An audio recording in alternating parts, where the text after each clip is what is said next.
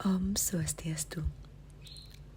Pada siang hari ini kita akan mempelajari tentang serada. Yang pertama, pengertian serada. Dalam bahasa Sanskerta, keyakinan itu disebut dengan serat. Lalu, diadopsi ke dalam bahasa Jawa kuno atau bahasa Kawi menjadi serada yang berarti keyakinan. Yang dimaksud dengan serada dalam hal ini adalah keyakinan yang kuat. Serada atau keyakinan ini dapat dipakai sebagai motivasi, pegangan hidup, dan penghiburan dalam menjalani kehidupan. Serada yang harus diyakini oleh umat Hindu ada 5 yang disebut dengan Pancasrada. Yang pertama yaitu Brahman, yang kedua Atman, yang ketiga Karmapala, yang keempat Punarbawa, dan yang kelima adalah Moksa. Brahman adalah keyakinan terhadap keberadaan Tuhan dengan segala sifat-sifat dan kemahakuasaannya. Atman adalah keyakinan terhadap energi terkecil dari Brahman. Awatara, Dewa, dan Batara. Pengertian Awatara. Awatara ialah perwujudan Sang Hyang Widi atau Tuhan yang Maha Esa yang turun ke dunia untuk menegakkan Dharma dari tantangan adharma dengan perwujudan tertentu dan menyerupai wujud tertentu. Selanjutnya, bagian-bagian Awatara. Yang pertama ada Matsya Awatara.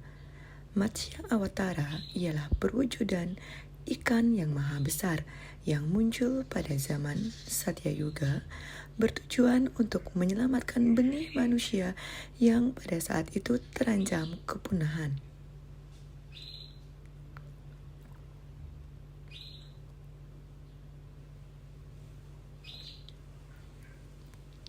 Yang kedua adalah Kurma Awatara. Kurma Awatara adalah kura-kura raksasa. Kurma Awatara muncul pada zaman Satya Yuga yang bertujuan untuk menahan gunung Mandaragiri supaya tidak tenggelam di saat terjadinya banjir besar di kala itu.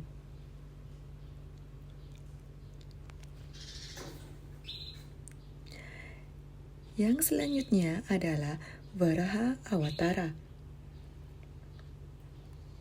Varaha Awatara adalah perwujudan ide Sang Hyang Widi sebagai badak yang besar yang muncul pada zaman Satya Yuga yang bertujuan untuk menyelamatkan bumi pada zaman itu dari ketenggelaman.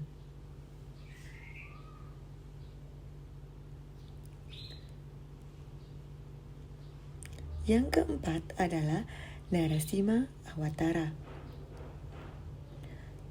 Narasimha Awatara adalah manusia berkepala singa yang membunuh Raja Hiranyakasipu sebagai tokoh adharma pada saat itu. Narasimha Awatara muncul pada zaman Satya Yuga.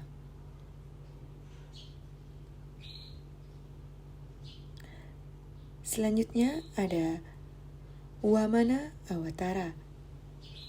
Wamana Awatara ialah orang kerdil yang membunuh Raja Bali sebagai tokoh adharma pada zaman itu.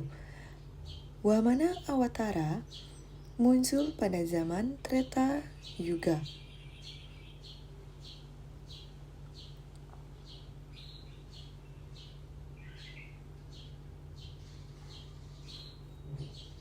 Selanjutnya ada Parasurama Awatara.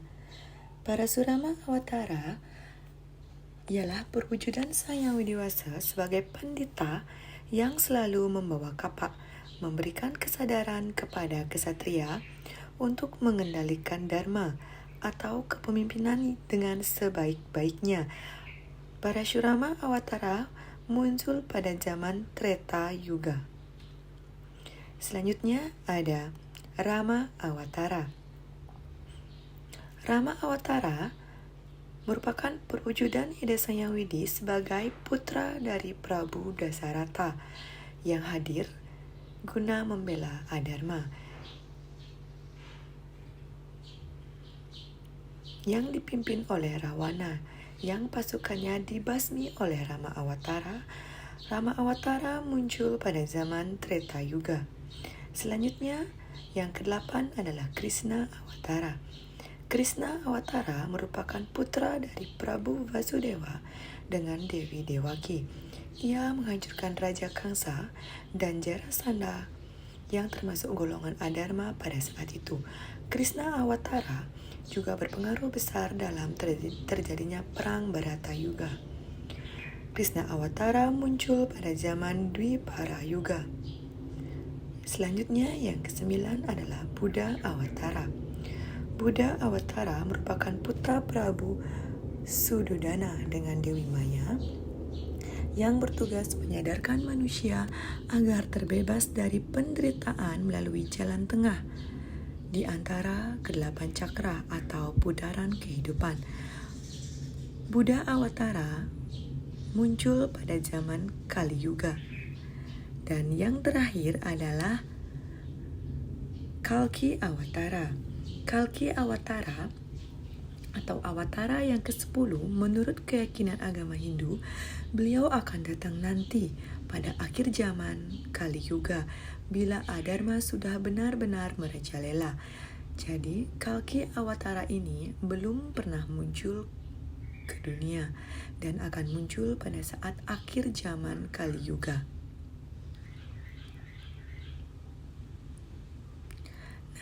Setelah mempelajari bagian-bagian Awatara, mari kita mengerjakan latihan soal berikut.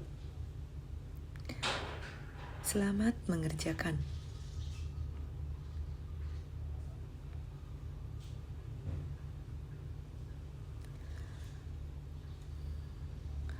Om Santi Santi Santi.